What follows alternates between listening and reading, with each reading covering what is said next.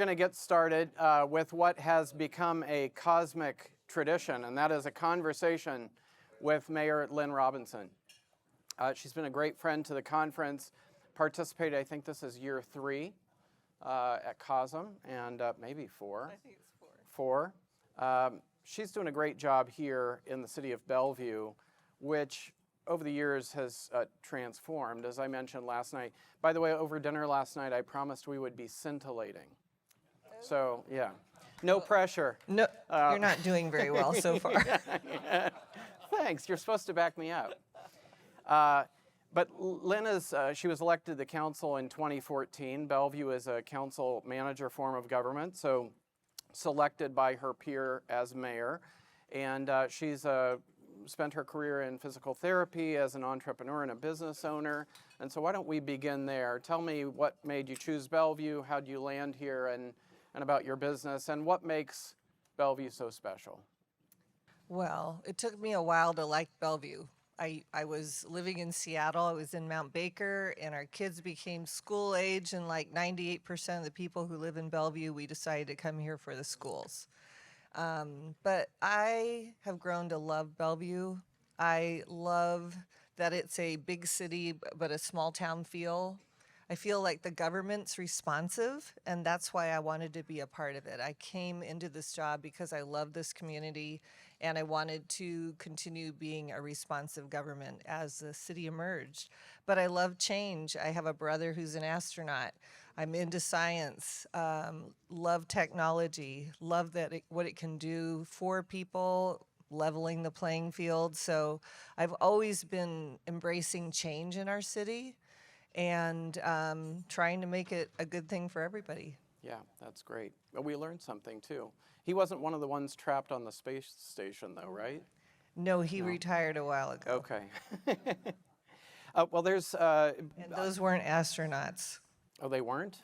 Okay, well, we'll come back to that. Anyway, so here's the, we're already off to a great start.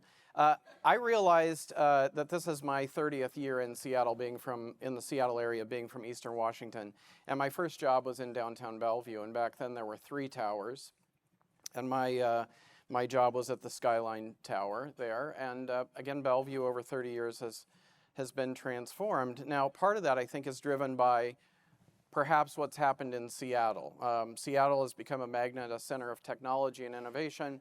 But over the last 10 years, there have been policies that I think have driven people out of Seattle and perhaps to Bellevue. So I wonder if you could talk about Seattle and Bellevue, the rivalry there, if there is one, or how you see that playing out, particularly over the last 10 years. Seems to me Bellevue has been a beneficiary of that. You know, I would say that one thing Bellevue's really good at is planning ahead.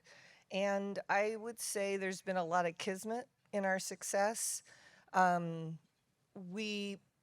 of the things that has been responsible for the tremendous growth in Bellevue was upzoning our downtown. So we doubled the amount of height that people could do. And at the same time, Amazon comes into Seattle, and we send out a proposal to them. We say, hey, look at Bellevue. They're looking for HQ2. Why not look at Bellevue? And that we used council contingency money to pay for that proposal. It was a council-manic thing that we wanted to send out to them. We knew there was very little chance that they would be interested. But then the Seattle City Council did their thing, made it really kind of a hostile environment for large companies like that. And indeed, they were looking for other places to land. And so we are the beneficiaries of that. But it wouldn't have happened if we hadn't planned to upzone, and it wouldn't have happened if we hadn't brought in light rail. And so those are 2 things we did well in advance of Amazon. Yeah. Well, one thing I learned early on in economics, that is, if you want less of something, you tax it. And in Seattle's wisdom, they decided, let's tax high-paying jobs. And so for those of you who followed nationally what was happening with Amazon and its search for second headquarters, New York scared them away. What was happening in Seattle scared them out of Seattle. They did grow a presence in Virginia, but I would argue that that Bellevue became, in essence, a de facto HQ2 through that process, because so many workers were already here, and it's easy to move them across the lake, especially the high-paying jobs that were subject to what I would say is kind of unfair taxation. So talk about Amazon's growth in Bellevue, because a few of the towers here have been transformed. The part of the skyline has been transformed by Amazon, but also how you think this back to work requirement for Amazon will impact the city of Bellevue. Those are good questions. I see Bellevue as being a shared HQ1. If you see Seattle as number one, we collaborate a lot with Seattle. They have a new city council. I have a lot of confidence in them. They're new, but they have a different attitude. And so I think it's great to have Seattle and Bellevue collaborating together to create this great environment for companies. And we have 6,000 tech companies in Bellevue. It's not just Amazon. We have a lot of, and we have a lot of homegrown, Auth0, Aptio, OfferUp. Yeah. These are all startups that and Amazon originated in Bellevue, in a garage in Bellevue, if you don't know that. Yeah, great point. Yeah, so what was the other part of the question? Oh, back to work. Yeah, back to work. So, I'm not adverse to change at all, but if you want to make your community thrive and you want everybody to work from home, we need to change some things. We can't have a big downtown city with nobody there. It doesn't work. And so either we go back to what we had planned to have, which is a vibrant downtown with small businesses serving all the employees who work there. Bellevue is unique in that downtown is our largest neighborhood and it's our fastest growing. So even during COVID, when everybody was working from home, we had tons of people in our downtown core. And so it was very vibrant, and we supported our small businesses. But if everybody wants to work from home, all those businesses are going to die, and they're going to have to relocate to single-family neighborhoods. So we're going to have to rezone so that the people who are working from home have what they need closer to where they're at home. But I'll tell you, I know actually some people are really almost hostile about this conversation, so calm down for a minute. I'm just going to give you my opinion. I see, when I go into these big companies, I see these new grads from college at their first job, and they are so excited to be there. It's their first adult job.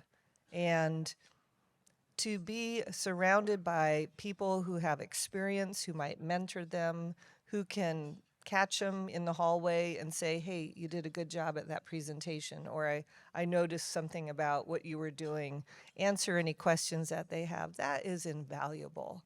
And you don't get that when you work from home. And the reality is we are all sharks, whether we know it or not. There's this energy that we emit and that we perceive, all subconsciously or not. And there's none of that on Zoom or Teams. So I see a tremendous benefit to being in the place, but I also completely support the flexibility. Anybody who has a reason to have to be home to take care of something or someone appreciates the ability to have that flexibility. But the other thing is, I don't believe in long commutes if you don't want to do it. If that's your thing, that's fine. But they say that any commute longer than 20 minutes cuts into your quality of life. So it's incumbent on us to make it possible for people who work here to live here, if that's what they want to do. And Bellevue's been doing a lot of work on that. Yeah. At the time I was serving in Newcastle on the council and as mayor, we were examining and developing what became Newcastle Commons. Around that same time, you were redeveloping and rezoning the Spring District. So talk about what's happening there, and I think light rail will transform that neighborhood. You've got some high-tech companies. Are you finding that that's becoming a center of innovation in Bellevue too? Snowflake just moved over to there. Oh, Yeah. excellent. So we've got Meta and Snowflake there. We'll have more. I mean, it's just only, I think, a third done. It's not what it will be, but it'll be interesting to know how you, so in comparison to us, we put in our infrastructure first in the Spring District. We took out a $100 million TIFIA loan from the government. And those loans are basically based on the fact that whatever you build with this loan is going to bring enough revenue to pay back the loan. And so that has been very successful for us, and we were able to go in, put the roads and all the utilities in advance of any development. So with the commons, how did you manage that? It was similar, but it was a very different, kind of a very different parcel, formerly a brick plant, and so there was a lot of site work that needed to be done. It's on the edge of a ravine, and so some complexities there. But if you look at the Newcastle Commons today, it's thriving with both apartments and townhomes and condominiums and restaurants and shops, and so it's a very walkable part of Newcastle. And I see the same happening in the Spring District. My wife was telling me about a restaurant she had not heard of, not been to, and it turns out she was in the Spring District not long ago. So it's becoming also, I think, a magnet for people to visit. And I do remember years ago talking to Claudia Balducci about the role that she was playing, and Kevin Wallace and others, in kind of reimagining what had been kind of a mixed-use industrial neighborhood into a future residential technology hub, and I think that's part of what has set Bellevue apart as well. So Yeah, I mean, you're creating a community, Yeah. and that's what Newcastle has done so well. Yeah. Thing I love about that is you worked on that how many years ago? yeah, that was 10, 15 years ago. Were you there at the ribbon cutting? Yes, I was. Oh, good. Yeah. I hope they thanked you. A lot of the things that I get credit for today were it was a lot of work from my predecessors. Yeah, yeah. Well, now that you mentioned it, my name is on a bridge on Coal Creek Parkway. I had nothing to do with it. Literally, it was all planned and executed by a prior council, but in perpetuity, my name is on the side of that bridge. So. That's more than I have. And let me tell you, I know you're serving now as mayor, but the best title there is former mayor. Yeah, just because you get all the benefit of being a former, people say, oh, you were the mayor, but you get none of the grief. It's really it's a great place to be, and you get the honorable title forever. Okay. Yeah. Yeah, you'll take it. So with all this back to work and all the growth in downtown Bellevue, there are transportation challenges. You touched on light rail. That will be additive, especially when, and we hope it soon, connects to Seattle and creates a regional transit corridor there. But talk about how you're trying to plan for back to work, growth, transportation, moving people and goods. Well, multimodally. So Bellevue has a great opportunity to be an amazing multimodal transportation center. So we do have the light rail, and that should be completed across all the way from Marymore Park through Redmond, through Bellevue to Seattle, through Mercer Island to Seattle by the end of 2025. And I'm pretty confident we'll get that because FIFA's coming, and Redmond Mayor is on the light rail on the board there, and they've just put $2 million into their budget for all the tourism they're expecting to get from FIFA, and that really is only going to happen if light rail's working. So what is the status of the bridge, and is there a date for opening? Do you know the timeline of that? It should be by the end of 2025. Okay. So it's so going for the well. out-of-towners, it's the floating bridge, but the center lanes are being dedicated to light rail. But it's a rather complex process to take electrified rail across a floating bridge, and it's proven to be full of challenges. Well, the biggest challenge was we were trying to do it, I shouldn't say we, they were trying to do it during COVID, and apparently, I don't know, they're blaming the workers, but they had spalling of the concrete, if anybody knows what that is. And so they had to dig up every single pad that they had put in, and it's hundreds. And first they thought they only had to replace 2, and then they found out they had to replace all of them. Yeah. So. And do you find with the test run that's happening on the east side here from I think it's South Bellevue Park and Ride to Redmond. I know that's not a big, it's not serving a big population, but I presume you've tried it out. Speaking of ribbon cuttings, you were probably there for that opening run, and how is that working out in the interim? Better than anticipated. Good. So it's exceeding the target of Okay. ridership, and it's it's making habits for people. A lot of people who've moved to Bellevue to be near light rail to get around without a car.